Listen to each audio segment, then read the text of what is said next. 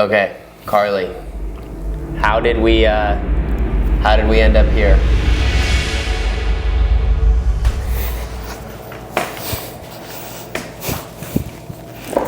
Are you good?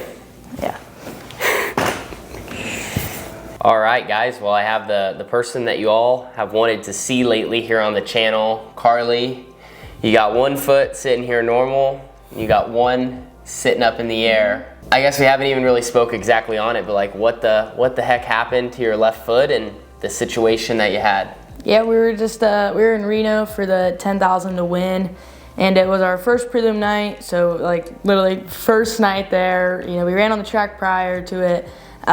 We won the C main. You know, we worked our way up, and then going into the B main, I knew I started deep, and I knew we had a 12 laps or whatever. So I was just kind of hang out for a little bit. I knew there'd be wrecks.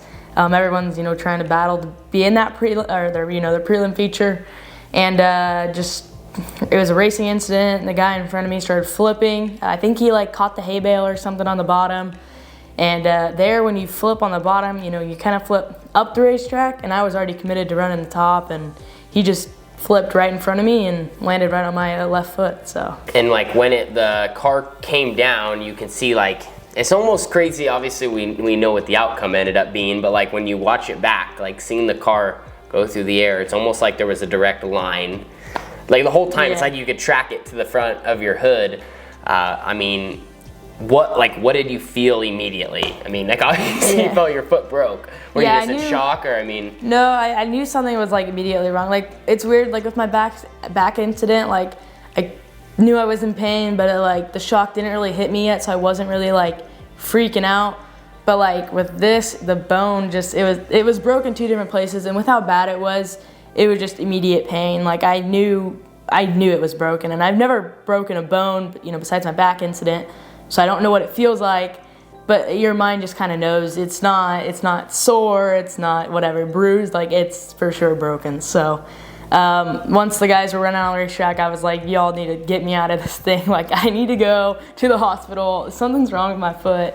And that's what they did. It's interesting kind of how you said all that, because from my perspective, I was in the stands there in 1 and 2. I was videoing Carly, and I like tracked it all happen. And immediately from her reaction, I remember a fan, because I had ran down to the edge, they said, "You think Carly's all right?" And obviously I had no idea, and I said, "I think her leg," I said, "I thought your leg was broken," but I wasn't thinking foot, I was just thinking leg, which probably would have been a better injury than what you have. So long story short, I knew something was immediately wrong, but they got you out of the car, they carried you over like to the one side of the building, and then they took you off in the ambulance probably within the half hour. Like, what did the rest of the night look like for you?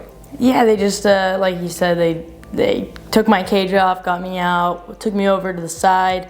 They had to do like my vitals, blood pressure, make sure I was all good to go to be transported.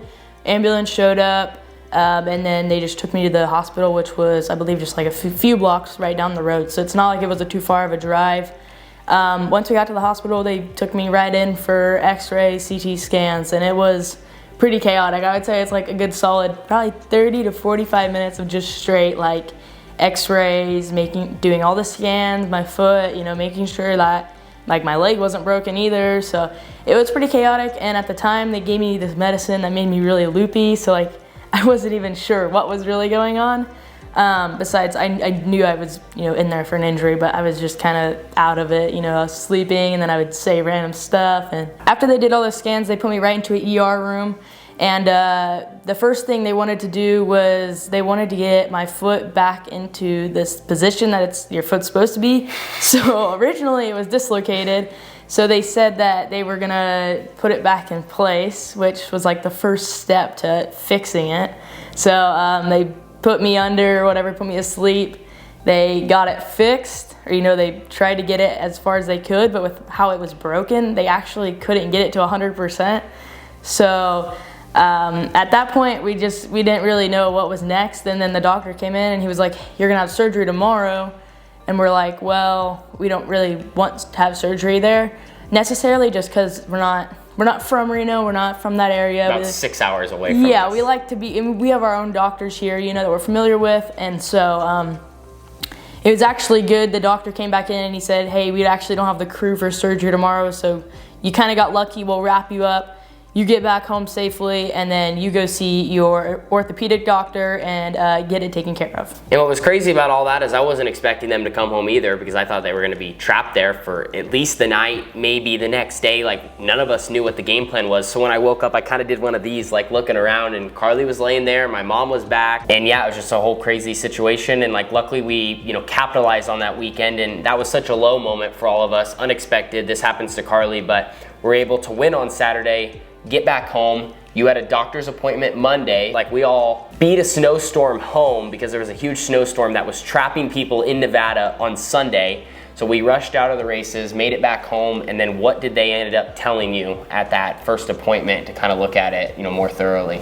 Yeah, they said, you know, we went over with the doctor, all the scans and x-rays, and basically what he said is he was gonna try his best to get at least 2 screws and in one of the bones to get it back, because of where all the joints are, and with how the bones, like with how one of the bones broke, it was like a pretty big gap, he said, and it was going to be really tough to get, you know, those 2 screws in there.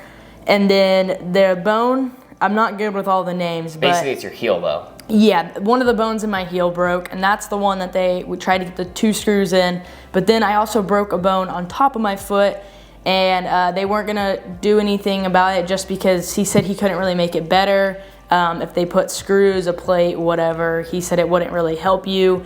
That it's probably better if it just heals up on its own. And besides that, it would be most likely almost 100%. And I think what people don't realize, as we mentioned, like breaking a leg, and I didn't know this at all, I had no knowledge, but like it would have been way better to break a leg. That's a much simpler fix, I guess. You know, there's so many different bones in your foot that when it gets crushed, trying to put it back together, obviously you walk on your feet, and the recovery, you now have to have your foot. In order for it to heal during the recovery, you have to have your foot, you know, pretty far elevated in the air. You know, how long is it gonna, you know, you're gonna have it like that? Yeah, so for the first 2 weeks, they really want you more down than up, moving around on your crutches or your wheelchair, whatever. It'll be in the boot for about 6 to 8 weeks. And then I believe they're gonna probably want me to put some pressure on it here very, very soon. And then we talked about putting, you know, maybe light pressure on it. Even like when we were right before surgery, he said, the doctor was saying that he might even want me to put pressure on it within the next few days after surgery. Unfortunately, he just, after surgery, he said, you know, keep it elevated. And then he wants me to do a little at-home PT for the next 2 weeks as I'm just, you know, down. Just kind of get that foot moving. And so far, it's been really good. We've done, they call it the ABCs for your physical therapy. So, been moving my foot a little bit.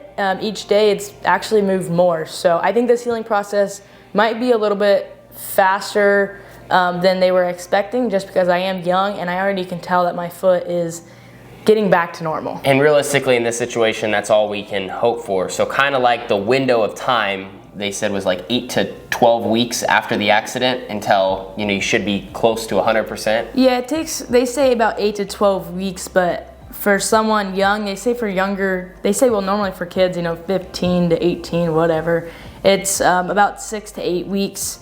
So we're praying it's more, you know, closer to 8 weeks than anything. But I'm gonna be doing, like I said, I'm doing my at-home physical therapy, and then I'm also gonna be going to physical therapy after, I think he said about the first month and a half. So once we get into that actual physical therapy, moving more and putting pressure on it, you know, walking a little bit, as long as I can walk with the boot on, I'm okay. But until we get there, it's kind of feel like a long process. Are these the screws? Yeah. Dang. So wait, are those permanent? Yeah. Look at this. These are Carly's x-rays. That's nuts. You were completely out when they put those in? Yeah, so what they do is it's kind of messed up how they do it, because you feel like you're not dying, but it's a scary process, you know, because they literally take you out, like you're gone. Yeah, and you're breathing on your own, but you're not. It's weird. But the last words the nurse said, he like put the mask over your face, and through your IV they give you the sleeping meds or whatever, anesthesia or whatever. I don't know. And then and they're like, we'll see you soon. And then literally within like 2 seconds you're out. Did you try to fight it at all? No, I was just I was ready to get it done. This is the top one is a photo of like above, like if my foot's, you know, sitting like this, it's an x-ray of down. And then this is more like a side photo kind of, I don't know, it's hard to tell, but yep, and they're permanent, so they most likely will never come out. But that's okay. So of course, throughout Carly's recovery, we'll be keeping you guys updated on what things look like. You have another appointment in what, a couple weeks? Next week. Next week. Yep, so it's like 2 weeks, 6 weeks, and then that 12-week mark. And every time they'll do x-rays of the foot and probably another CT scan, just to make sure, you know, it's all healing good. Make sure nothing's really moved. No loose screws. No loose screws. There you go. Well, thank you, Carly. Obviously, everyone's wishing the best for the situation, and we appreciate your guys' support and getting you back to 100% and back on your feet.